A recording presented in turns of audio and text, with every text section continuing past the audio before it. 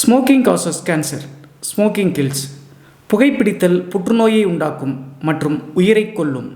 Consumption of alcohol is injurious to health. மது அருந்துதல் உடல் நலத்திற்கு கேடு விளைவிக்கும். Be safe, don't drink and drive. பாதுகாப்பாக இருப்பீர், மது அருந்துவிட்டு வாகனம் ஓட்டாதீர்.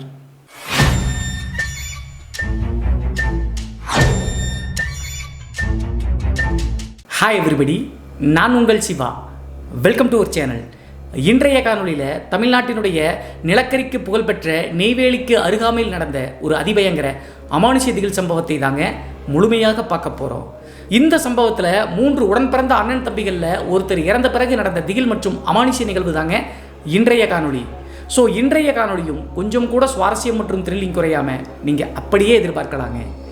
இதுபோன்று உங்களுடைய வாழ்க்கையிலும் ஏதாவது திகில் சம்பவம் நடந்துருச்சுன்னா இந்த மின்னஞ்சல் மூலியமாக அதை ஷேர் பண்ணலாங்க. ஒருவேளை மின்னஞ்சலில் டைப் பண்ணுறது கஷ்டமாக இருந்துச்சு அப்படின்னா நம்ம சேனலினுடைய இன்ஸ்டாகிராம் லிங்க்கை கீழே டிஸ்கிரிப்ஷனில் கொடுத்துருக்காங்க.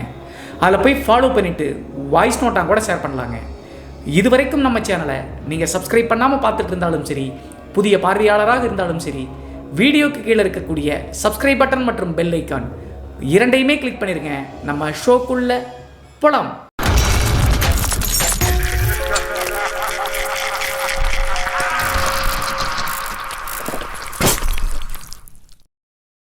இந்த அமானுஷ்ய சம்பவம் நான் ஏற்கனவே சொன்ன மாதிரி தமிழ்நாட்டினுடைய நிலக்கரிக்கு புகழ்பெற்ற நெய்வேலி அப்படிங்கிற அந்த பகுதியிலிருந்து ஒரு 10 கிலோமீட்டர் தொலைவில் இருக்கக்கூடிய ஒரு அழகிய கிராமத்தில் 1995ஆம் காலகட்டத்தில் நடந்த திகில் சம்பவம் தாங்க இந்த சம்பவம். இந்த சம்பவத்தை நம்மளுக்கு மின்னஞ்சல் மூலியமாக ஷேர் பண்ணது பிரியா அப்படிங்கிற நம்ம சேனலுடைய சப்ஸ்கிரைபருங்க. இந்த நிகழ்வு 95ஆம் காலகட்டத்தில் இவங்களுடைய பெரியப்பாவான 2 நபர்களுக்கு நடந்த சம்பவம் தாங்க இந்த சம்பவம். அப்படி என்ன நடந்துச்சு அப்படின்னு சொல்லி பார்த்தா, இந்த பிரியாவினுடைய அப்பாவினுடைய பேர் சந்துருங்க. அது மட்டும் இல்லாமல் சந்துருவுக்கு கூட பிறந்தவங்க 2 அண்ணன்களுங்க. அதில் மூத்தவர் சரவணன், இன்னொருத்தர் பேர் சரண். 3 பேரும் உடன் பிறந்த சகோதரர்களாக இருந்தாலும் கூட 2 வயசு 1 வயசு டிஃப்ரெண்ட் தாங்க. சரவணனுக்கு 25 வயது, இந்த சரண் அப்படிங்கிற நடுநபருக்கு 23 வயதுங்க. இந்த சந்துரு அப்படிங்கிற பிரியாவினுடைய அப்பாவுக்கு 21 வயது இருந்திருக்குங்க. இப்படி இருக்கும்போது 95ஆம் காலகட்டத்தில் மூத்தவரான சரவணனுக்கு கல்யாண ஏற்பாடு பண்ணுறாங்க அவங்களுடைய அப்பா அம்மா. கல்யாணம் ஏற்பாடு செய்யும்போது திடீர்னு சரவணன் எந்த பொண்ணை பார்த்தாலும் தவிர்க்கிறாருங்க. அதற்கடுத்து அவங்களுடைய அப்பா அம்மாவுக்கே புரிஞ்சிருச்சுங்க, இவன் ஏதோ வேற சொல்ல வர்றா அப்படின்னு சொல்லிட்டு. அப்போது சரவணன் டீட்டெயிலாக கேட்கும்போது நான் ஒரு பெண்ணை காதலிக்கிறேன் அப்படின்னு சொல்லிட்டு சொல்ல ஆரம்பிக்கிறாருங்க. சரி, அதை முதலையே சொல்ல வேண்டியதானா, அது யாரா அப்படின்னு சொல்லி பார்க்கும்போது இவர் காதலிச்ச அந்த பெண்ணினுடைய பெயர் காயத்ரிங்க. அது மட்டும் இல்லாமல் அப்பா அம்மா இல்லாமல் ஒரு வயதான பாட்டியினுடைய வளர்ப்பு தாங்க காயத்ரி வளர்ந்துருக்காங்க. 1 வருட காலகட்டத்துக்கு முன்னாடி அவங்க ஏரியாவில் போய் வேலைக்கு போகும்போது தான் இந்த காயத்ரியோடு காதல் மலர ஆரம்பிச்சிருக்குங்க. அதற்கடுத்து அந்த பெண்ணை தான் நான் திருமணம் பண்ணுவேன் அப்படின்னு சொல்லிட்டு அப்பா அம்மா கிட்ட சரவணன் சொன்ன காரணத்தினால சரி அப்படின்னு சொல்லிட்டு அக்செப்ட் பண்ணி சரவணனுடைய பெற்றோர்கள் பெருந்தன்மையாக காயத்ரியவே சரவணனுக்கு கல்யாணம் பண்ணி வைக்கிறாங்க. கல்யாணம் பண்ணதுக்கு பின்னாடி காயத்ரிக்கு அப்பா அம்மா இல்லாத காரணத்தினால மாமனார் மாமியார் நல்லா பார்த்துக்கிட்டாங்க. அது மட்டும் இல்லாமல் திருமணமாகி 1.5 வருட காலகட்டங்களிலேயே ஒரு அழகான பெண் குழந்தையும் பிறந்துச்சுங்க. இந்த சரவணன் அப்படிங்கிற நபருக்கு ஒரு சின்ன கெட்ட பழக்கம் இருக்குங்க. அது என்ன அப்படின்னு சொல்லி பார்த்தா, அடிக்கடி மது இருந்தக்கூடிய நபருங்க. அது மட்டும் இல்லாமல் இவங்களுடைய குடும்பத்துக்கு ஒரு 5 ஏக்கரில் தென்னந்தோப்பு இருக்குங்க. அந்த தென்னந்தோப்புல வாரத்திற்கு ஒரு முறை காய்களை இறக்கி மார்க்கெட்டுக்கு ஏற்றி விட்டு அதில் வரக்கூடிய வருமானத்தை ஈட்டிட்டு இருந்திருக்காங்க. ஸோ இப்படி இருக்கும்போது சரவணனுக்கு அழகான பெண் குழந்தை பிறந்து குடும்பமே சந்தோஷத்தில் திகைக்க ஆரம்பிச்சுங்க. குழந்தை பிறந்து 1 மாத காலகட்டத்திலேயே ஒரு நாள் அந்த தென்னந்தோப்பில் காய் இறக்கணும் அப்படின்னு சொல்லிட்டு சரவணன் தன்னுடைய 2 வீலர் எடுத்துட்டு தோப்புக்கு போகிறாருங்க. தோப்புக்கு போயிட்டு மார்க்கெட்டில் எடுத்து போய் எல்லாத்தையும் சேல்ஸ் பண்ணிட்டு பணம் அதிகமாக இருந்த காரணத்தினால ஃபுல்லாக தண்ணி அடிச்சிருக்காருங்க. தண்ணி அடிச்சுட்டு 2 வீலர் திரும்பி வரும்போது லாரியில் அடிபட்டு ஆக்சிடென்ட் ஏற்பட்டு ஸ்பாட்லேயே டெத் ஆகிட்டாருங்க. நல்ல சந்தோஷமாக இருந்த குடும்பத்தில் ஒரு மரணம் நிகழ்ந்த காரணத்தினால குடும்பமே ஆடி போயிடுச்சுங்க. அது மட்டும் இல்லாமல் 1 மாத காலகட்டம் தாங்க அந்த கை குழந்தைக்காச்சு. நினச்சி பார்த்தா ரொம்ப வேதனையாக தாங்க இருக்குது. அதற்கடுத்து சரவணனுக்கு தேவையான இறுதி சடங்கெல்லாம் செஞ்சு முடிக்கிறாங்க. அப்போது சரவணனுடைய அப்பா அம்மா காயத்ரி அப்படிங்கிற அந்த பெண் மேலே இன்னும் கேர் எடுத்து பார்க்க ஆரம்பிச்சிட்டாங்க. சிறு வயதிலிருந்தே அம்மா அப்பா கிடையாது, இப்போது தன்னுடைய கணவரையும் இறந்துட்டாங்க, 1 மாத கை குழந்தை வேற வச்சிருக்காளே அப்படின்னு சொல்லிட்டு அரவணைச்சு நல்லா தாங்க பார்த்துட்டு இருக்காங்க. அதற்கடுத்து மறுபடியும் 1 வருட காலகட்டங்கள் மாமனார் மாமியார் வீட்டிலேயே காயத்ரி கணவர் இல்லைனாலும் கூட சந்தோஷமாக தான் வாழ்ந்துட்டு இருந்தாங்க. 1 வருட காலகட்டம் கழிச்சு இந்த மாமனார் மாமியார் ஒரு திடீர்னு ஒரு டிசிஷன் எடுக்கிறாங்க. அது என்ன அப்படின்னு சொல்லி பார்த்தா, இளம் வயசாக இருக்கு, நம்மளுடைய சந்தோஷத்துக்காக காயத்ரியினுடைய வாழ்க்கையை கெடுக்க வேண்டாம் அப்படின்னு சொல்லிட்டு பெருந்தன்மையா மாமனார் மற்றும் மாமியார் யோசிக்க ஆரம்பிச்சாங்க. என்ன நினைச்சாங்க அப்படின்னு சொல்லி பார்த்தா, இந்த கை குழந்தையோடு நல்ல ஒரு நபருக்கு கல்யாணம் பண்ணி வச்சா காயத்ரியுடைய வாழ்க்கை இன்னும் நல்லா இருக்கும் அப்படின்னு சொல்லிட்டு முடிவெடுத்தாங்க. அப்போதான் இவங்களுக்கு ஒரு சின்ன சிக்கலுங்க. பேத்தியாக இருக்கக்கூடிய அந்த குழந்தைய கட்டிக்கிறவங்க நல்லா பார்த்துக்குவாங்களா அப்படின்னு சொல்லிட்டு யோசிக்க ஆரம்பிச்சாங்க. அப்போது வேற ஒரு டிசிஷனை காயத்ரியினுடைய மாமனார் மாமியார் எடுத்தாங்க. அது என்ன அப்படின்னு சொல்லி பார்த்தா, சரவணனுக்கு அடுத்த நபர் வந்து பார்த்தீங்கன்னா சரண் அப்படிங்கிறவர் தான். பிரியா அப்படிங்கிற இந்த மின்னஞ்சல் பெண்ணுக்கு நடுபெரிப்பாங்க. அவருக்கு திருமணமாகாம தாங்க இருந்திருக்கு. காயத்ரியை சரணுக்கே கல்யாணம் பண்ணி வச்சிட்டோம் அப்படின்னா எந்த பிரச்சனையும் இருக்காது. தன்னுடைய அண்ணன் மகளாக இருக்கக்கூடிய காரணத்தினால குழந்தையும் நல்லா பார்த்துட்டு அந்த காயத்ரியும் நல்லா பார்த்துக்குவார் அப்படின்னு சொல்லிட்டு யோசிக்கிறாங்க. இதை இருவர்கிட்ட சொல்லும்போது இருவருமே ஒத்துக்கவே மாட்டேங்கிட்டாங்க. அதற்கு முக்கியமான காரணம் என்ன அப்படின்னு சொல்லி பார்த்தா, காயத்ரியினால இறந்து போன சரவணன் அப்படிங்கிற தன்னுடைய கணவரை மறக்க முடியலைங்க. இருந்தாலும் குழந்தையை நினைச்சு கண்டிப்பா நீ கல்யாணம் பண்ணி தான் ஆகணும் அப்படின்னு சொல்லும்போது ஓரளவுக்கு கன்வின்ஸ் ஆகி காயத்ரி ஓகே சொல்லிட்டாங்க. அப்போது சரணும் பிடிவாதம் பிடிச்சாருங்க. வாய் நிறைய அண்ணின்னு கூப்பிட்டு இருந்தவங்களை எப்படி நான் கல்யாணம் பண்றது அப்படின்னு சொல்லிட்டு பயங்கர கூச்சலிட்டாருங்க.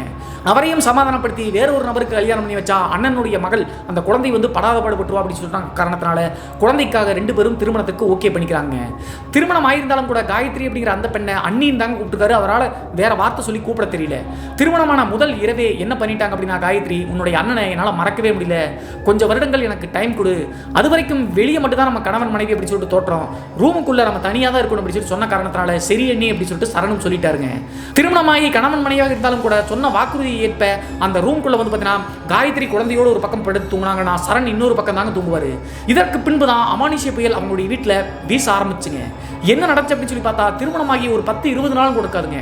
ஒரு நாள் எப்போதும் போல நைட்டு பார்த்தீங்கன்னா ஒரு வருட கை குழந்தை தானே அழுதுகிட்டே இருந்த காரணத்தினால காயத்ரி எடுத்து ஆறுதல் படுத்திட்டு இருக்காங்க, கொஞ்சிட்டு இருக்காங்க. நைட்டு நடுநிசி நேரம். அதே டைம்ல ரூமினுடைய கடைசி எண்ட்ல பார்த்தீங்கன்னா ஒரு கட்டல் மாதிரி இருக்குங்க. அதில் தான் சரண் படுப்பது வழக்கம். நேராக தலைமேட்டுக்கு மேலே ஒரு ஜன்னல் ஒன்று இருக்குங்க. அந்த ஜன்னல் சைடு தான் இவர் படுத்து தூங்குவது வழக்கங்க. குழந்தை அழுத காரணத்தினால டக்குன்னு முழிச்சு பார்த்துட்டு திரும்பி படுக்கலாம்னு சொல்லிட்டு திரும்பி பார்க்கும்போது யதார்த்தமாக அந்த ஜன்னலை பார்க்குறாருங்க. ஜன்னலை பார்க்கும்போது தன்னுடைய வாழ்நாளில் மறக்கவே முடியாத காட்சியை இந்த சரண் பார்க்குறாருங்க. என்ன நடந்துச்சு அப்படின்னு சொல்லி பார்த்தா, ஜன்னலுக்கு வெளியே பார்த்தீங்கன்னா ஏதோ ஒரு நபர் அப்படி விகாரமான கோபத்தோடு ரூமையே பார்த்துட்டு இருக்காங்க, காயத்ரி மற்றும் குழந்தைய. அதை தத்ரூபமா உத்து பார்க்கும் போதாங்க தெரியுது அது வேற யாரும் கிடையாதுங்க, கடைசி நபராக இருக்கக்கூடிய சந்துரு அப்படிங்கிற நபர்.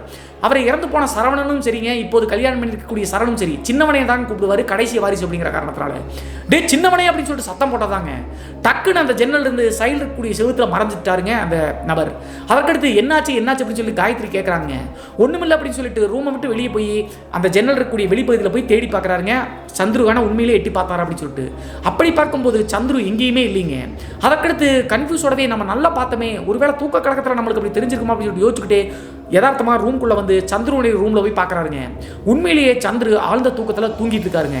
அதற்கடுத்து கண்டிப்பாக இது நம்மளுடைய இல்லூஷன் தான் அப்படின்னு சொல்லிட்டு தெரிஞ்சுக்கிட்டு நேராக ரூம்குள்ளே படுத்துக்கிட்டாருங்க. காயத்ரியும் அதற்கு மேலே எதுவும் கேள்வி கேட்கல. அதுதான் முதல் முறை அவங்களுடைய வீட்டில் நடந்த முதல் சம்பவங்க. இந்த சம்பவம் நடந்து மறுபடியும் ஒரு 3 நாள் தாங்க இருக்கும். 3வது நாள் இரவு எப்போதும் போல தூங்கிட்டு இருந்திருக்காருங்க இந்த சரண் அப்படிங்கிறவர். அவருடைய பெட்ரூமில் பார்த்தீங்கன்னா அந்த ஜன்னல் இருக்கக்கூடிய பகுதியில் காயத்ரியும் குழந்தையோடு படுத்துட்டு இருக்காங்க. அப்படி தூங்கிட்டு இருக்கும்போது யதார்த்தமாக ரெஸ்ட் ரூம் வருது அப்படின்னு சொல்லிட்டு முழிச்சு எந்திரிக்கிறாருங்க இந்த சரண் அப்படிங்கிறவர். எந்திரிச்சு பார்க்கும்போது மறுபடியும் அந்த ஜன்னல் பக்கத்தில் அதே சந்துரு அப்படிங்கிற கடைசி நபருங்க தம்பி. அவர் நின்று வெறிக்க படுத்துட்டு இருக்கக்கூடிய காயத்ரியும் குழந்தையையும் பார்த்துட்டு இருக்காங்க. அந்த டைமில் கோபத்தினுடைய உச்சிக்கே போயிட்டாருங்க சரண் அப்படிங்கிறவர். என்னதான் இருந்தாலும் கணவன் மனைவியாக இங்கே இருக்காங்க, ரூம்குள்ளே எட்டி பார்க்குற தப்பு தானே, என்ன இப்படி பண்ணுறா அப்படின்னு சொல்லிட்டு தெரியாத மாதிரி அப்படியே இறங்கி வெளியே போய் கையும் கடவும் பிடிக்கல அப்படின்னு சொல்லிட்டு மெயின் டோரை திறந்து ஜன்னல் பக்கத்தில் போய் பார்க்குறாருங்க. அப்படி போய் பார்க்கும்போது மறுபடியும் அந்த எட்டி பார்த்த சந்துரு அப்படிங்கிற நபர் இல்லைங்க. குழப்பம் அடைஞ்ச சந்துரு அன்னைக்கு நடந்த மாதிரி தான் இன்னைக்கும் ஏதோ இமேஜினேஷன் தான் அப்படி சொல்லிட்டு ரெஸ்ட் ரூம் போகலாம் அப்படின்னு சொல்லிட்டு வீட்டினுடைய வெளிப்புறத்தில் தான் ரெஸ்ட் ரூம் இருக்குது. ரெஸ்ட் ரூம் போயிட்டு திரும்பி ரிட்டர்ன் வர்றாருங்க. ரிட்டர்ன் வரும்போது மறுபடியும் ஒரு பெரிய அதிர்ச்சிங்க. என்ன ஆச்சு அப்படின்னு சொல்லி பார்த்தா, அதே ஜன்னல் சைடில் ரூம்குள்ளே பார்த்த மாதிரி காயத்ரி மற்றும் குழந்தையை பார்த்துக்கிட்டே அந்த சந்துரு அப்படிங்கிற நபர் மறுபடியும் நிற்கிறாருங்க. இதை பார்த்த உடனே உச்சக்கட்ட கோபத்துக்கே வந்துட்டாருங்க. இப்போது வெளியே நின்றுட்டே பார்த்துட்டாரு. வாசப்படி இருந்து பார்க்கும்போது ஜன்னலை உள் சைடு பார்த்துட்டு நின்றுட்டு இருக்காரு. டே சின்னவனை என்னடா பண்ற அப்படின்னு சொல்லிட்டு ஒரு கத்துனதாங்க. கத்துன அடுத்த செகண்டே சந்துரு அப்படிங்கிற நபர் டக்குன்னு இப்படி இவர் சைடு திரும்பி இருக்காருங்க. திரும்ப உடனே அவருடைய முகத்தோற்றத்தை பார்க்கவே முடியலைங்க. அவ்வளவு விகாரமா இருந்திருக்குங்க. அந்த தோற்றத்தை பார்த்துட்டு பயங்கரமாக சத்தம் போட்டுட்டு அங்கேயே மயக்கம் போட்டு பொத்துன்னு விழுந்துட்டாருங்க. இவர் போட்ட சத்தத்தில் காயத்ரி அவங்களுடைய அம்மா அப்பா எல்லாரும் ஓடி தூக்கி கொண்டு திண்ணையில் படுக்க வச்சு தண்ணியை தெளிச்சு எடுப்புறாங்க. தண்ணி தெளிச்சு எழுப்பும்போது சந்துருவும் வந்து பார்த்தீங்கன்னா இவங்களோட சேர்ந்து தான் ரூம் கொண்டு ஓடி வந்திருக்காரு. என்னன்னா சொல்லுங்கண்ணா அப்படின்னு சொல்லிட்டு சரண் கேட்கும்போது சரண் எந்தவித பதிலும் சொல்லாம அவருக்கே புரிஞ்சிருச்சுங்க. சின்னவனே அப்படின்னு சொல்லிட்டு கூப்பிட்ட உடனே டக்குன்னு அந்த உருவம் திரும்பி பார்க்கும்போது விகாரமான தோட்டத்தில் இருந்துச்சுங்க. முகம் முழுவதும் ரத்தமா இருந்துச்சு. ஸோ கண்டிப்பா நம்மளுடைய தம்பியா இருக்காது அப்படின்னு சொல்லிட்டு ஏதோ ஒரு அமானுஷம் தான் அப்படின்னு சொல்லிட்டு சொல்லி சமாளிச்சிட்டாருங்க. ஒண்ணுமில்ல, திரும்பி வரும்போது கால் தடிக்கு கீழே விழுந்துட்டு அப்படின்னு சொல்லி சமாளிச்சு அதற்கடுத்து நேராக ரூம்குள்ள போயிட்டாருங்க. ரூம்குள்ள வந்த பிறகு கூட காயத்ரி திரும்ப கேட்டிருக்காங்க, 2 நாளைக்கு முன்னாடியும் சின்னவனே அப்படின்னு சொல்லிட்டு சத்தம் போட்டீங்க, இன்னைக்கும் போயிட்டு ஐயோன்னு கத்துறீங்க, என்ன நடந்துச்சு அப்படின்னு சொல்லி கேட்கும்போது சொன்னா பயந்துருவாங்க அப்படின்னு சொல்லிட்டு சரண் வந்து தன்னுடைய மனைவியாக இருக்கக்கூடிய காயத்ரி கிட்ட சொல்லவே இல்லைங்க. அதற்கடுத்து அன்றைய நாளும் அப்படியே முடிஞ்சுங்க. இந்த நிகழ்வு வந்து கிட்டத்தட்ட 3 மாத காலகட்டங்கள் எந்தவித பிரச்சனையும் இல்லைங்க. வீட்டில் அந்த மாதிரி சம்பவங்கள், ஜன்னல் அந்த உருவம் நிற்கிறது, முறைச்சு பார்க்கறது எதுவுமே தட்டுப்படலை. இதில் குறிப்பிடப்பட வேண்டிய விஷயம் என்ன அப்படின்னு சொல்லி பார்த்தா, கல்யாணமாகி கணவன் மனைவியாக இருந்தாலும் கூட அப்போது கொடுத்த வாக்குறுதி கேட்ப ரூம்குள்ள தனித்தனியாக தாங்க படுத்துங்கிறாங்க. இன்னும் கணவன் மனைவியாக வாழவே ஆரம்பிக்கல. 3 மாத காலகட்டம் வந்து எந்தவித பிரச்சனையும் இல்லாத போது ஒரு நாள் காயத்ரிக்கு வந்து பார்த்தீங்கன்னா மனசு இலகிருச்சுங்க. தன்னுடைய குழந்தையை வந்து பார்த்தீங்கன்னா சரண் நல்லா கொஞ்சம் விளையாடுறாருங்க, நல்லா பார்த்துக்கிறாரு. ஸோ அதையெல்லாம் பார்த்துக்கிட்டே இந்த காயத்ரிக்கு கொஞ்சம் கொஞ்சமாக மனசு இலக ஆரம்பிச்சிச்சுங்க. 3 மாத காலகட்டம் கழிச்சு ஒரு நாள் வந்து அவங்களுடைய வீடு வந்து பார்த்தீங்கன்னா பெரிய வீடுங்க. அந்த சைடு கிணறு, அப்புறம் தென்னந்தோட்டம் அது அப்படின்னு சொல்லிட்டு நிறைய இருக்கு. அந்த தென்னந்தோப்பு பக்கத்தில் கூப்பிட்டுருக்காங்க காயத்ரி சரணை. அதற்கடுத்து இவங்க 2 பேரும் வீட்டினுடைய பின்புறம் இருக்கக்கூடிய ஒரு பர்டிகுலர் இடத்துல போய் உட்காந்து பேசிட்டு இருக்காங்க. பேசிட்டு இருக்கும்போது எதுக்கு அண்ணி கூப்பிட்டீங்க அப்படின்னு சொல்லிட்டு அப்போதும் சரண் வந்து பார்த்தீங்கன்னா தன்னுடைய மனைவியா அண்ணின்னு தான் கூப்பிடுறாரு. எடுத்த உடனே காயத்ரி சிரிச்சுக்கிட்டே, இனிமேல் என்ன அண்ணின்னு கூப்பிடாத, நீ எப்போதும் போல என்ன காயத்ரினே கூப்பிடு, எனக்கு ஒன்று ரொம்ப பிடிச்சிருக்கு, நம்ம கணவன் மனைவியாக வாழலாம் அப்படின்னு சொல்லிட்டு வெக்கப்பட்டுக்கிட்டே சொல்றாங்க. இந்த டைம்ல அந்த 1 வயது கை குழந்தை வந்து பார்த்தீங்கன்னா சந்துரு அப்படிங்கிற கடைசி நபர், இந்த பிரியாவுடைய அப்பா இருக்கார்ல, அவர் தான் வந்து பார்த்தீங்கன்னா தூக்கி வீட்டுக்குள்ள வச்சிருக்காருங்க. இவங்க பேசிட்டு இருக்கிற தூரத்துல இருந்தே சந்துரு வந்து பார்த்தீங்கன்னா குழந்தையை வச்சுக்கிட்டே பார்த்துக்கிட்டே இருக்காருங்க. அதற்கடுத்து சந்துரு வேலை நின்று கேட்டுக்கிட்டே இருக்கான், நம்ம போலாம் அப்படின்னு சொல்லிட்டு நேரா சந்துரு பக்கத்தில் போய் குழந்தையை கொடு அப்படின்னு சொல்லிட்டு காயத்ரி கேட்குறாங்க. கேட்ட அடுத்த செகண்டே சந்துருக்கு வந்து பார்த்தீங்கன்னா கண்ணெல்லாம் செவந்துருச்சுங்க.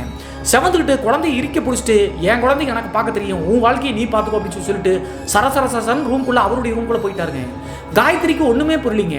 அண்ணி அப்படி சொல்லிட்டு மரியாதையை பேசக்கூடிய பையன் இப்படி பேசுறான்னு அப்படின்னு சொல்லிட்டு யோசிக்க ஆரம்பிச்சிட்டாங்க.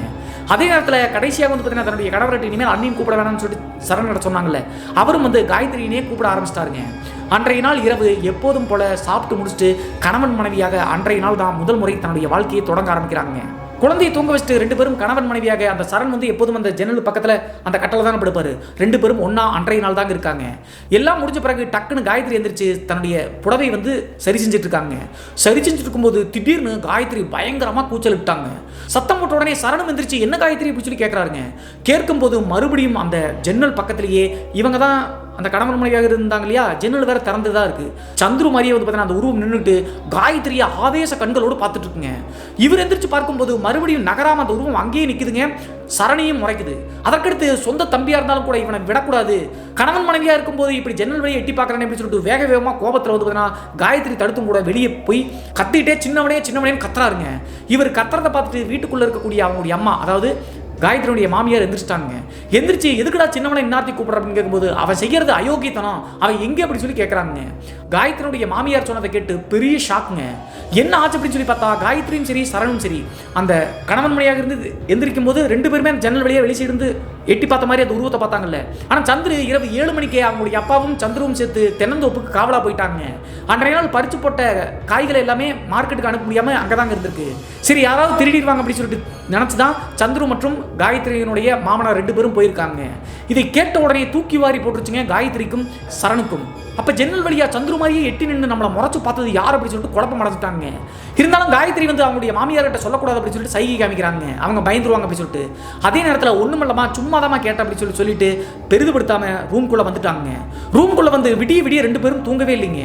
யாராக இருக்கக்கூடும் 2 பேருமே அந்த சந்துரு மாதிரி உருவத்தோட்டத்தில் பார்த்துமே எட்டி பார்த்து நம்மளை பார்த்துக்கிட்டே இருந்தாங்க அப்படின்னு சொல்லிட்டு யோசிக்கிறாங்க. அதற்கடுத்து காலையில் வரைக்கும் இருந்துட்டு இதற்கு முன்னாடி ஒரு 3 மாதத்துக்கு முன்னாடி 2 டைம் நடந்துச்சு இல்லையா, அந்த சம்பவங்களை யோசிச்சு பார்த்து சரண் ஒரு முக்கியமான முடிவு எடுக்கிறாருங்க. என்ன முடிவு அப்படின்னு சொல்லி பார்த்தா அவங்களுடைய ஊரினுடைய எல்லை பகுதியில் கோடாங்கிக்காரர் அப்படின்னு சொல்லிட்டு ஒருத்தர் இருக்காருங்க. அவர் இந்த பில்லி சூனியம் பேய் ஓட்டுவதெல்லாம் வல்லமை பெற்றவருங்க. அவரை போய் பார்க்கலாம், வீட்டில் நடக்கக்கூடிய விஷயங்கள்லாம் சொன்னால் ஏதாவது தீர்வு கிடைக்கும்னு சொல்லிட்டு அந்த கோடாங்கிக்காரர்கிட்ட நடந்த விஷயங்கள் அனைத்தையும் சொல்கிறாருங்க. முந்தைய நாள் இரவு நடந்தது 3 மாதத்துக்கு முன்னாடி 2 முறை வந்து பார்த்தீங்கன்னா அந்த ஜன்னலில் சந்துரு மாதிரியே உருவத்தோட்டத்தில் பார்த்து எல்லாத்தையும் சொல்கிறாங்க. அப்போதே அந்த கோடாங்கிக்காரருக்கு புரிஞ்சிருச்சாக்குங்க, ஒன்றும் பயப்படாதீங்க, ஏதோ ஒரு கெட்ட ஆன்மாவினுடைய வேலை தான், வீட்டுக்கு வராமல் தடுப்பதற்கு வேற ஒரு வழி இருக்குது அப்படின்னு சொல்லிட்டு மந்திரிச்ச தகடு ஒன்று அடித்து ஒரு முக்கன் தேங்காயை வந்து பார்த்தீங்கன்னா வச்சு மஞ்சள் துணியில் கட்டி உங்களுடைய ரூமுக்கு வெளி சைடு வந்து பார்த்தீங்கன்னா கட்டிடுங்க. கட்டிட்டீங்க அப்படின்னா கண்டிப்பாக இதற்கு மேலே அந்த ஆன்மா உங்களுக்கு தட்டுப்படாது அப்படின்னு சொல்லியிருக்காங்க. அப்போதும் இறந்து போன அண்ணனுடைய ஆன்மா அப்படி சொல்லிட்டு அந்த கோடாங்கிக்காரர் சொல்லலைங்க, உள்ளூர்காரர் அப்படிங்கிற காரணத்தினால. அதே மாதிரி சரி எந்த பிரச்சனையும் இருக்காது அப்படின்னு சொல்லிட்டு நேராக அந்த தகடையும் மந்திரிச்ச தேங்காயும் கொண்டு வந்து இவங்களுடைய ரூமினுடைய வெளி சைடு வந்து பார்த்தீங்கன்னா தொங்க விடுறாங்க, கட்டி தொங்க விடுறாங்க. கட்டி தொங்க விடக்கூடிய இடம் வந்து ஹாலினுடைய சென்ட்ரு பகுதி மாதிரி தாங்க இருக்கும். அதை தாண்டினா தான் இவங்களுடைய ரூம்குள்ளே வர முடியும். இந்த அமைப்பில் தாங்க அந்த முக்கன் தேங்காயையும் தகடையும் கட்டி தொங்க விட்டாங்க.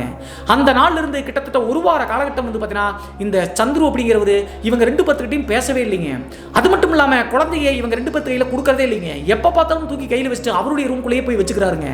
இப்படியே பண்ணிட்டு இருந்திருக்காரு. இருந்தாலும் சரி நம்மளுடைய குடும்பத்தில் ஒருத்தன் தானே, சரணுடைய தம்பி தானே அப்படி சொல்லிட்டு காயத்ரியும் விட்டுட்டாங்க. அதே மாதிரி அந்த கோடாங்கி சொன்ன மாதிரியே அந்த தகடு கட்டினதுக்கு பின்னாடி ஜன்னல் சைடோ வேற எங்கேயுமே அந்த உருவம் தட்டுப்படவே இல்லைங்க. நிம்மதி பெருமூச்சு விட்டு காயத்ரி மற்றும் சரண் வந்து தன்னுடைய வாழ்க்கையை வாழ ஆரம்பிச்சாங்க. இப்படி இருக்கும்போது அந்த தகடை கட்டி ஒரு வார காலகட்டம் கழிச்சு ஒரு நாள் நான்வெஜ் எடுத்திருக்காங்க. நான்வெஜ் எடுத்து இவங்களுடைய ரூமினுடைய வெளி சைடு தானே அந்த ஹாலினுடைய சென்டர்னு சொன்னாங்க. அங்கே தானே அந்த முக்கன் தேங்காயில தொங்க விட்டுருக்காங்க. அந்த கரெக்டாக கீழே அடியில் வந்து பார்த்தீங்கன்னா சாப்பாடெல்லாம் வச்சு எல்லாரும் உட்காந்து சாப்பிட்டுட்டு இருக்காங்க. சாப்பிட்டுட்டே இருக்கும்போது இந்த சந்துரு அப்படிங்கிற நபர்கிட்ட ஒரு வாரம் பேசவே இல்லை இல்லையா, காயத்ரி அப்படிங்கிறவங்க இவங்க வந்து பார்த்தீங்கன்னா பேச்சு கொடுக்க ஆரம்பிக்கிறாங்க. சந்துரு அண்ணி மேலே ஏதாவது கோவமா, ஏன் என் கூட பேச மாட்டேங்கிற, பாப்பாவும் கூட அடிக்கடி தூக்கிட்டு போயிடுற அப்படின்னு சொன்ன உடனே சாப்பிட்டு இருந்த தட்டை தூக்கி ஓங்கி அப்படி வீசிட்டாருங்க. எல்லாருமே இருக்காங்க, காயத்ரியினுடைய மாமனார் மாமியார் எல்லாருமே இருக்காங்க.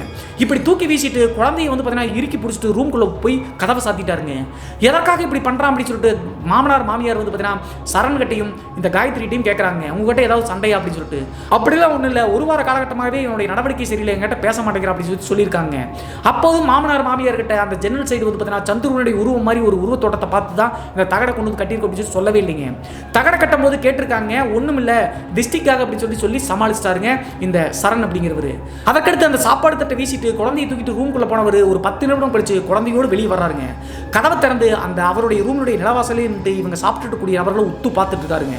நீங்கள் எந்திரிச்சு சாப்பிட போவேணா அப்படின்னு சொல்லிட்டு மாமியார் வந்து பார்த்தீங்கன்னா அந்த தட்டு சாப்பாடெல்லாம் க்ளீன் பண்ணிட்டு இருக்காங்க. அந்த நேரத்தில் கையில் குழந்தையை வச்சுக்கிட்ட சந்துரு என்ன பண்ணுறாரு அப்படின்னா அவங்களுடைய மேல் சைடு இருக்கக்கூடிய அந்த முக்கன் தேங்காய் இருக்கலையே தகடும் தேங்காயும் அதையே உத்து பார்த்துக்கிட்டே இருக்காருங்க, கண்ணை வெறிக்க. இதை காயத்ரியும் சரணும் நோட் பண்ணுறாங்க. திடீர்னு அந்த தேங்காய் அப்படியே பட்டாருன்னு பட்டாசு மாதிரி வெடிச்சு கீழே வந்து பார்த்தீங்கன்னா சாப்பாட்டுக்குள்ளேயே விழுந்துருச்சுங்க, தகடும் விழுந்துருச்சு. இப்படி விழுந்த உடனே அங்கே சாப்பிட்டுட்டு இருந்த நபர்கள், அங்கே கூட்டி பெருக்கிட்டு இருந்த மாமியார் எல்லாருமே பயந்து போயிட்டாங்க. திடீர்னு வெடிச்சா, ஆனால் அவ்வளோ விஷயங்கள் நடந்தாலும் கூட அந்த தேங்காய் வெடிச்சு அடுத்த செகண்டு எதுவுமே தடுமாற்றம் இல்லாமல் குழந்தையை தூக்கிட்டு மறுபடியும் சிரிச்சுக்கிட்டே வந்து பார்த்தீங்கன்னா ரூம்குள்ளே போய் கதவை சாத்திட்டாருங்க. அதற்கடுத்து தான் மாமனார் மாமியார் ஏதோ தப்பு இருக்கு அப்படின்னு சொல்லிட்டு காயத்ரி மற்றும் சரண் கிட்ட பேச ஆரம்பிக்கிறாங்க. என்ன நடக்குதுன்னே தெரியல, அவன் உங்ககிட்ட ஒரு வாரமாக பேசுறதில்ல, இப்போ வந்து பார்த்தீங்கன்னா இந்த தேங்காய் வெடிச்சு கீழே விழுகுது அப்படின்னு சொல்லும்போது சரண் வந்து நடந்த விஷயங்கள் அனைத்தையும் சொல்லிட்டாருங்க. என்ன சொல்லியிருக்காரு அப்படின்னு சொல்லி பார்த்தா 3 முறை வந்து பார்த்தீங்கன்னா நாங்கள் கணவன் மனைவியாக இருக்கும்போது ஜன்னல் சைடு சந்துரு மாதிரியே உருவத்தோட்டத்தில் ஒரு நபர் வந்து நின்னாரு. அதனால தான் கடைசி நாள் கூட சின்னவனே கோவத்தில் கத்திட்டு வந்தேன். ஆனால் வெளியே போய் பார்க்கும்போது உண்மையிலேயே சந்துரு கிடையாது, என்ன நடக்குதுன்னே தெரியல. அதனால தான் கோடாங்கிக்காரங்க கிட்ட போய் நடந்த விஷயங்கள்லாம் சொல்லி இந்த மந்திரிச்ச தகடையும் முக்கன் தேங்காயும் வச்சோம், இப்போது அதுவே வெடிச்சிருச்சு அப்படின்னு சொல்றாங்க. சொன்ன உடனே மாமனார் மாமியாருக்கு தூக்கி வாரி போட்டுச்சுங்க. அந்த ஆன்மாவை கட்டுப்படுத்த வச்ச தேங்காயே வெடிச்சிருச்சு அப்படின்னா அது ரொம்ப உக்கரமா இருக்கு அப்படின்னு சொல்லிட்டு தெரிஞ்சுக்கிட்டாங்க. அப்போதும் இறந்து போன தன்னுடைய மூத்த மகனுடைய ஆன்மாவுடைய வேலை அப்படின்னு சொல்லிட்டு தெரியலீங்க. என்ன பண்ணாங்க மாமனார் மாமியார் அப்படின்னு சொல்லி பார்த்தா காயத்ரி அப்புறம் அந்த குழந்தை கடைசியாக இருக்கக்கூடிய சந்துரு இந்த 3 பேர்த்தையும் மட்டும் வீட்டில் இருக்க சொல்லிட்டு சரணை கூப்பிட்டுட்டு அவங்க அம்மா அப்பா எல்லாரும் வந்து மறுபடியும் அந்த கோடாங்கிக்காரர் வீட்டுக்கே போகிறாங்க. இப்படி தேங்காய் வெடிச்சிருச்சு என்ன நடக்குதுன்னு சொல்லி கேட்கலாம்னு சொல்லிட்டு அங்கே போயிட்டு அவருக்காக வெயிட் பண்ணிட்டு இருக்காங்க. அந்த நேரத்தில் நான் ஏற்கனவே சொன்ன மாதிரி காயத்ரி அப்புறம் இந்த சந்துரு அந்த குழந்தை மட்டும் தான் இருக்காங்க. சரி சந்துரு தனியாக இருக்காரு, தனியாவது பேசி பார்க்கலாம் அப்படின்னு சொல்லிட்டு குழந்தைய கொஞ்சம் கொடு சந்துரு அப்படின்னு சொல்லி கேட்டிருக்காருங்க. என் குழந்தைய நான் எதுக்கு உனக்கு கொடுக்கணும் அப்படின்னு சொல்லிட்டு சந்துரு இப்படி கேட்டிருக்காருங்க. அதையும் பெருசாக எடுத்துக்கலீங்க காயத்ரி. அப்போது தயக்கத்தோட ஒரு வாரத்துக்கு முன்னாடி நைட்டு வந்து பார்த்தீங்கன்னா எங்கள் ஜன்னலை வந்து எட்டி பார்த்தையா சந்துரு அப்படின்னு சொல்லிட்டு யதார்த்தமாக பம்பிட்டே கேட்டிருக்காங்க.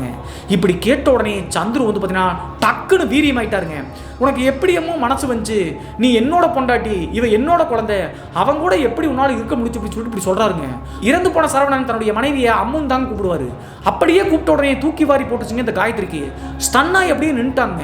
அதுக்கடுத்து எதுவுமே பேசாம பயந்துட்டே இருக்கும்போது உன்னையும் குழந்தையும் விட்டு கொடுக்க மாட்டேன், நீங்க 2 பேரும் எனக்கு தான் சொந்தம் அப்படின்னு சொல்லிட்டு டக்குன்னு நின்றுட்டு இருந்த காயத்ரியை கழுத்தோடு பிடிச்சி சந்துரு அப்படி தூக்கிட்டாருங்க. சந்துருவனுடைய உடம்புல இறந்து போன சரவனுடைய ஆன்மா இறங்கிச்சாட்டுங்க. தப்பிக்கிறதுக்கே கஷ்டப்பட்டாங்க. பக்கத்தில் ஒரு பாத்திரம் கிடச்சிருக்குங்க, அந்த பாத்திரத்தை எடுத்து மண்டையிலேயே அடிச்சிருக்காங்க. அடித்த உடனே சந்துரு வந்து மயக்கம் போட்டு விழுந்துட்டாருங்க. குழந்தைய அவர்கிட்ட இருந்து இழுத்து பிடிச்சி தூக்கிட்டு வேகமாக பக்கத்து வீட்டுக்கு ஓடிட்டாங்க. ஓடி போய் நடந்த விஷயங்கள் அனைத்தையும் சொன்ன உடனே பக்கத்து வீட்டுக்கார பையன் என்ன பண்ணிட்டாரு, அந்த கோடங்காரர் வீட்டுக்கு போய் கூட்டு வரலாம் அந்த குடும்பத்தை அப்படின்னு சொல்லிட்டு நேராக கோடங்காரர் வீட்டுக்கு போகிறாங்க. அதே நேரத்தில் கோடங்கிக்காரர்கிட்ட போய் சொன்ன உடனே நானும் கிளம்பி வரேன் அப்படின்னு சொல்லிட்டு கோடங்கிக்காரரும் கிளம்பி நேராக வீட்டுக்கு வர்றாங்க. வீட்டுக்கு வந்து பார்க்கும்போது சந்துரு வந்து பார்த்தீங்கன்னா அந்த பாத்திரத்தில் காயத்ரி அடிச்சாங்க இல்லையா, மயக்கம் போட்டு விழுந்து கிடந்தார்ல, அதே இடத்துல தான் மயக்கம் போட்டு விழுந்து கிடக்கிறாருங்க. அதற்கடுத்து வீட்டுக்குள்ளே வந்த கோடாங்கி உடுக்கி எடுத்து அடிக்க ஆரம்பிச்சாருங்க. உடுக்கி எடுத்து அடிக்க ஒரு 5 நிமிடம் தான் இருக்கும். டக்குன்னு மயக்கம் போட்டு விழுந்து கிடந்த சந்துரு எந்திரிச்சு வீரியமாக உட்காந்துட்டாருங்க.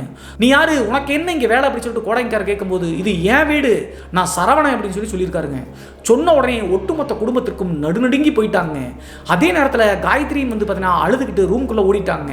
சரணுக்கு அப்போதாங்க புரிஞ்சிருக்கு, ஜன்னல் வழியாக சந்துரு உருவத்தில் எட்டி பார்த்தது இறந்து போன சரவணனுடைய ஆன்மாதான் அப்படின்னு சொல்லிட்டு.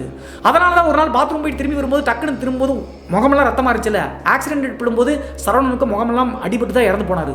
ஸோ சந்துருடைய உருவத்தோட்டத்தில் முகமெல்லாம் அடிபட்ட மாதிரி தான் அந்த உருவத்தை பார்த்தாரு. எல்லாத்தையும் சிங்க் பண்ணி பார்க்கும்போது கண்டிப்பாக அப்போதுலேருந்தே தன்னுடைய அண்ணனுடைய ஆன்மா தான் குடும்பத்துக்குள்ளே இருந்துட்டு இருக்கு, நம்மளை இந்த பாடுபடுத்துறது அண்ணனுடைய ஆன்மா தான் அப்படின்னு சொல்லிட்டு புரிஞ்சுக்கிட்டாருங்க. அதற்கடுத்து காயத்ரியுடைய மாமனார் மாமியார் அழுது புரண்டுறாங்க. நீ அநியாயமாக போயிட்டியாடா, நீயும் என்னோட மகன் தானே, ஆனால் நீ இறந்ததுக்கு பின்னாடி இவங்களுடைய நல்ல வாழ்க்கை கொடுக்கணும் தானே அவங்களை கல்யாணம் பண்ணி வச்சேன், நீ இப்போ இப்படி பண்ணினா அவங்களுடைய வாழ்க்கையே நாசமாயிருமே அப்படின்னு சொல்லிட்டு அழுகுறாங்க. அப்போது ஆவேசமாகி என் குழந்தையும் என் பொண்டாட்டியும் யாருக்கும் விட்டு கொடுக்க மாட்டேன், இவங்க 2 பேர்த்தையும் கொண்டு நான் கூடவே தான் கூட்டிகிட்டு போவேன், முடியல அப்படின்னா என் குழந்தையும் கூட நீங்கள் வச்சுக்கோங்க, என் பொண்டாட்டியை நான் விடமாட்டேன் அப்படின்னு சொல்லிட்டு பேசுதுங்க. இதற்கு மேலே ஆகாது அப்படின்னு சொல்லிட்டு புரிஞ்சுக்கிட்ட கோடாங்கி, நீ சாகும்போதே உன்னுடைய ஆசை உரிமை பாசம் எல்லாமே போயிடும், நீ சாகரப்பவே இது எல்லாத்தையும் நீ விட்டுட்டு தான் போகணும், இப்போது பூலோகத்தில் இருக்கக்கூடிய மனித பிறவிகளோடு நீ பாசத்தையும் உரிமையும் கொண்டாட முடியாது அப்படின்னு சொல்லிட்டு எவ்வளவோ சொல்ல பார்க்குறாருங்க. ஆனால் எவ்வளவு சொல்லியும் கூட சந்துருவனுடைய உடம்புல இருந்து சரவணனுடைய ஆன்மா போக மாட்டேங்குதுங்க. என்னுடைய மனைவியை நான் கொண்டு தான் கூட்டிட்டு போவ அப்படின்னு சொல்லுதுங்க. அப்போது கோவப்பட்ட அவங்களுடைய அப்பா அம்மா ஒரு வார்த்தையை விடுறாங்க சந்துரு முன்னாடி சரவணனுடைய ஆவிகிட்ட. என்ன சொல்றாங்க அப்படி சொல்லி பார்த்தா, குடிவிக்கு அடிமையாகி கடைசி அட்பாய்ஸில் போயிட்டடா, அதே மாதிரி உன்னை நம்பி கல்யாணம் பண்ணி வந்த அவளையும் அட்பாய்ஸில் கொண்டு போகணுமா, தண்ணி அடிக்காதான்னு எவ்வளோ தூரம் சொன்னோம், இப்போது இறந்து போய் இருக்கிறவங்களையும் நீ கொண்டு அந்த பச்சை குழந்தையும் கொள்றேன்னு சொல்கிறீங்க அப்படின்னு சொல்லும்போது மனசிறகிருச்சுங்க அந்த ஆன்மாவுக்கு. அதற்கடுத்து ஒரே ஒரு முறையை மனைவியை வெளியே வர சொல்லுங்க அப்படின்னு சொல்லிட்டு சந்துருவனுடைய வாயினால் சரவணனுடைய ஆன்மா சொல்லுதுங்க. அப்போது காயத்ரி வந்து அழுதுகிட்டே வர்றாங்க. எனக்கு ஒரு பதில் மட்டும் எனக்கு சொல்லு அப்படின்னு சொல்லிட்டு சந்துருவனோட வாயினால சரவணனுடைய அம்மா கேட்குதுங்க. என்ன அப்படின்னு சொல்லி கேட்கும்போது, உன்னால் எப்படி அம்மா முடிஞ்சு அவங்க கூட அப்படின்னு சொல்லிட்டு கேட்ட உடனே என்ன மன்னிச்சிரு அப்படின்னு சொல்லிட்டு அதற்கு மேலே ஒன்றும் சொல்ல முடியலைங்க அவங்களால. அழுதுகிட்டே மறுபடியும் ரூம்குள்ள ஓடிட்டாங்க. அதற்கு பின்பு கோடாங்கிக்காரர் மற்றும் காயத்ரியினுடைய அம்மா அப்பா புரிய வச்சு அந்த ஆன்மா வந்து நான் விலகிக்கிறேன் அப்படின்னு சொல்லுதுங்க. ஆனால் விலகிறதுக்கு முன்னாடி சரண் கிட்ட ஒரு சத்திய வாக்கு கேட்குதுங்க. என்னுடைய மனைவியையும் குழந்தையும் நல்லபடியாக பார்த்துக்கணும், எப்போதாவது உன்னால் அவங்களுக்கு துன்பம் ஏற்பட்டுச்சுன்னா நான் திரும்ப எத்தனை வருடங்கள் கழிச்சாலும் வருவேன் அப்படின்னு சொல்லியிருக்குங்க. அதே மாதிரி சரண் வந்து சத்திய வாக்கு கொடுத்துருக்காருங்க.